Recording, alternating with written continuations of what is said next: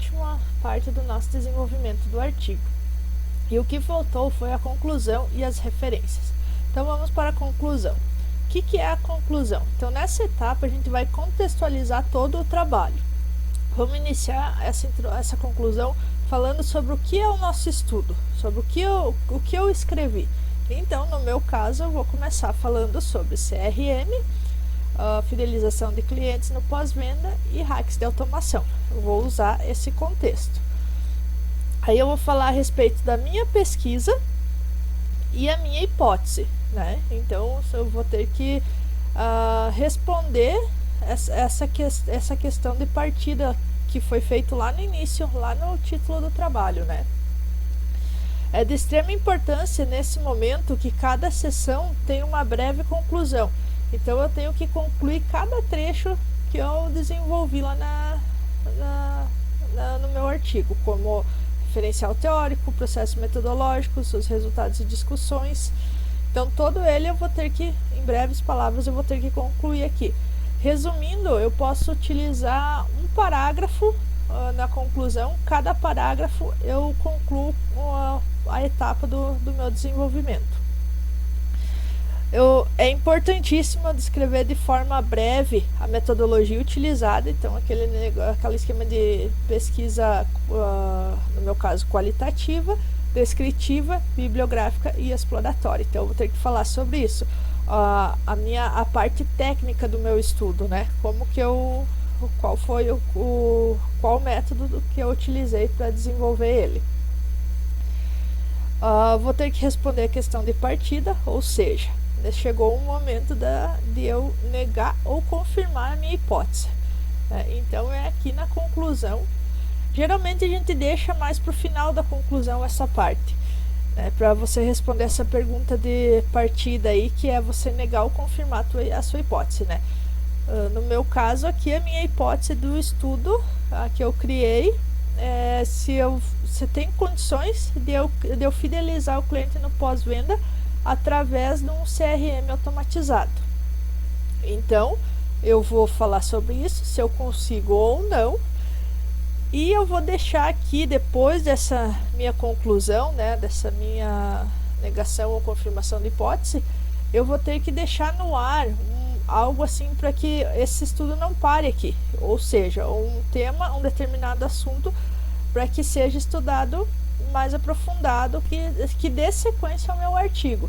Então vou dar um exemplo aqui. No meu caso aqui seriam as ferramentas de automação. Quais os tipos de ferramentas de automação eu utilizar durante todo esse processo. Então aqui é muito importante, como eu falei antes ali, destacar e apresentar toda a conclusão de todas as etapas do teu trabalho. Então lá no desenvolvimento, você ali no começo você vai contextualizar o teu estudo com a questão lá do que você colocou no desenvolvimento. Pode referenciar autores na conclusão também. Geralmente a gente não referencia nenhum autor dentro da conclusão, mas se quiser pode também, uma citação indireta. Eu vou colocar sobre a minha pesquisa e a hipótese, né? Então não pode faltar de jeito nenhum a questão de eu falar sobre minha maneira de pesquisa, minha pesquisa técnica, e eu responder a minha hipótese, que é a minha pergunta de partida, né? Isso não pode faltar de jeito nenhum na conclusão. E em relação às referências, bem, aqui nas referências é algo assim bem, como que eu vou dizer, bem particular de cada instituição. Por quê?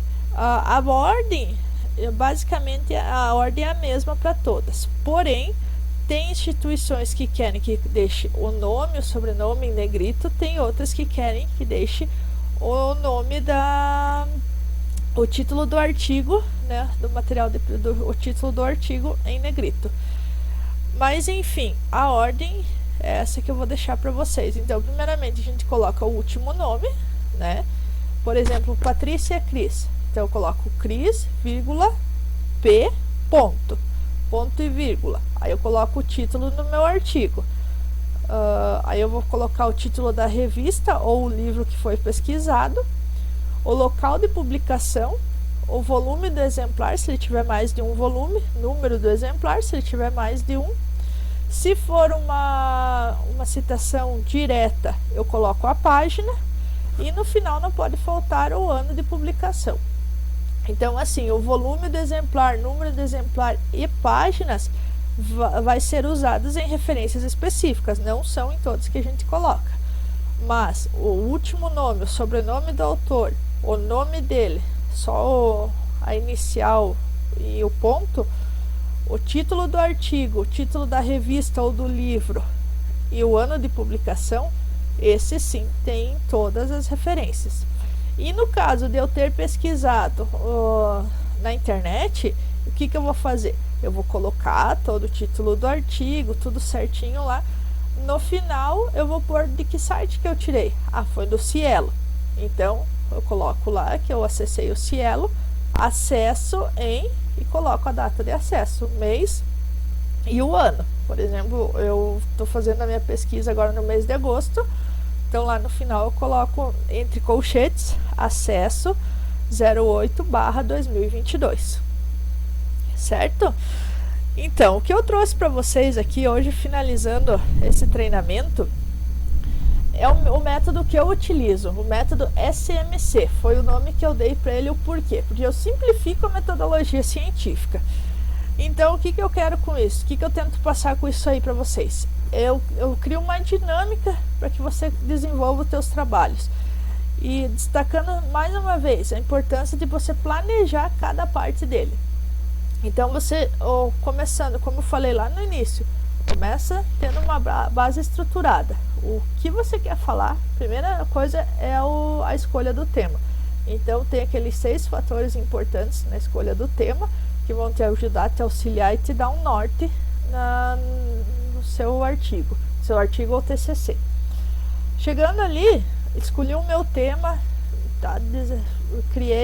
Vou lá pesquisar, criei a hipótese dele, vou criar o meu título com a hipótese já, que é o objetivo do meu título. Eu tenho que ter o objetivo geral e específico, juntar ali e ter a hipótese.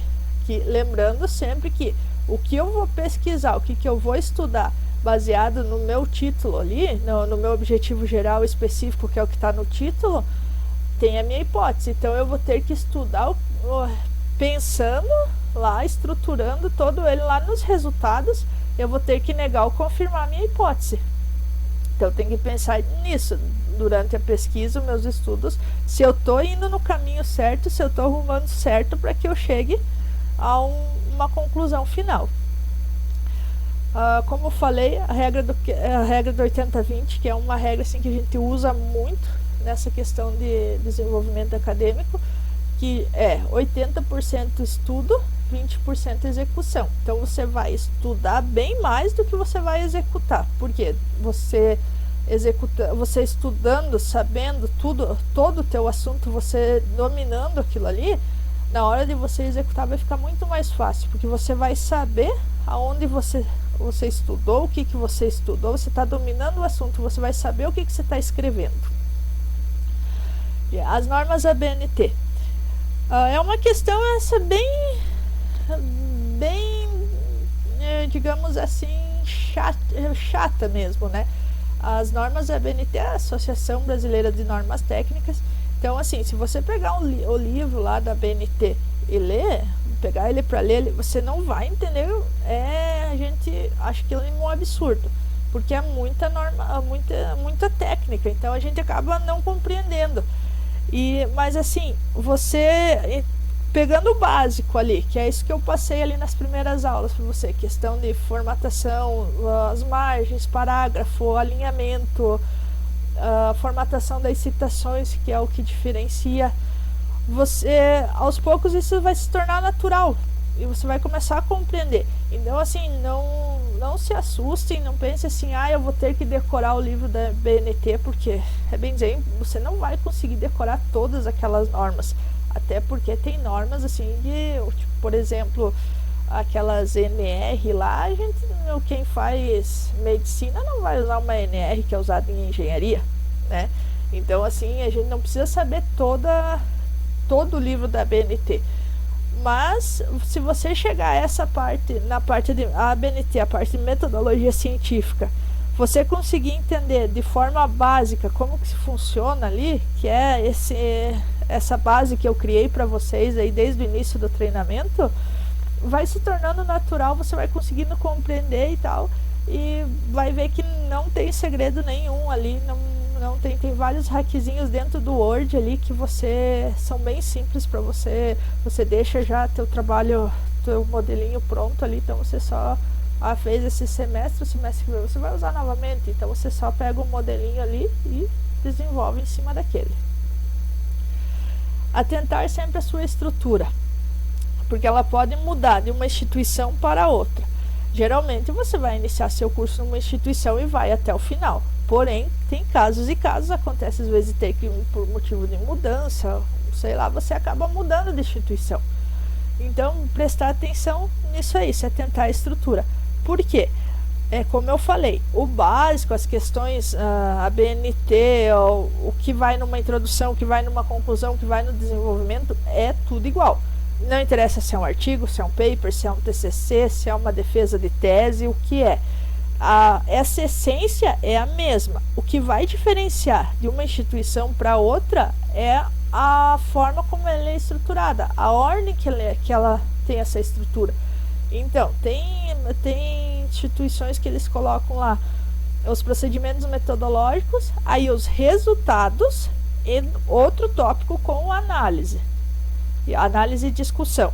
E tem instituições que colocam procedimentos metodológicos, depois do referencial teórico, o procedimento metodológico, e daí coloca resultado, análises e discussões, tudo num tópico só.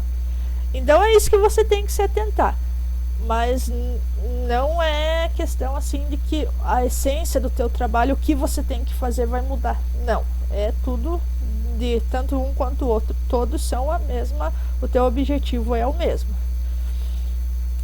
Prestar muita atenção quando você vai começar um trabalho. Geralmente a gente não leva isso lá do ensino médio, mas é muito importante eu saber diferenciar a voz ativa da voz passiva, e evitar ao máximo mesmo usar a voz passiva no desenvolvimento dos meus trabalhos. O que é essa voz passiva? A voz passiva é quando o sujeito sofre ação. Então, por exemplo, a prova foi corrigida pelo professor. Eu não posso usar esse tipo de linguagem no desenvolvimento acadêmico. Então, a prova será corrigida pelo professor, né? Então, é coisinha simples que muda ali, mas a voz passiva desconta bastante ponto na questão na hora da correção, na hora de avaliação do orientador, né? Então, um conselho que eu dou aqui também, após você desenvolver o seu trabalho, eu digo para deixar ele marinar, deixa ali o teu trabalho de 3 a 5 dias, não mexe nele, não vai estudar aquele assunto ali que está falando no teu artigo, esquece, faz de conta que você não tem mais esse trabalho ali, deixa ele lá e vida normal, segue sua rotina, para que você esqueça um pouco aquele assunto, porque você está tão focado ali, então estudou, desenvolveu, então você está com aquilo ali está fervendo na tua cabeça. Se você for terminar o desenvolvimento e for corrigir logo em seguida, você não vai encontrar os erros, porque aquilo ali está automático no teu cérebro, então você não vai conseguir ver detalhezinhos que às vezes em vez de estar na sua, é só a sua, fica melhor a frase. Então deixa o teu trabalho ali marinar por uns 5 dias por aí, para que você esqueça, dê uma limpada no teu cérebro sobre o teu estudo, sobre o teu desenvolvimento. Aí você volta, relê todo ele e começa a fazer, a ajustar o teu texto dentro do teu desenvolvimento, os teus textos, que é assim, essas mínimas alterações que vão fazer com que o teu desenvolvimento fique mais limpo, mais claro, tenha mais clareza de entendimento. Então esse passo é muito importante. E eu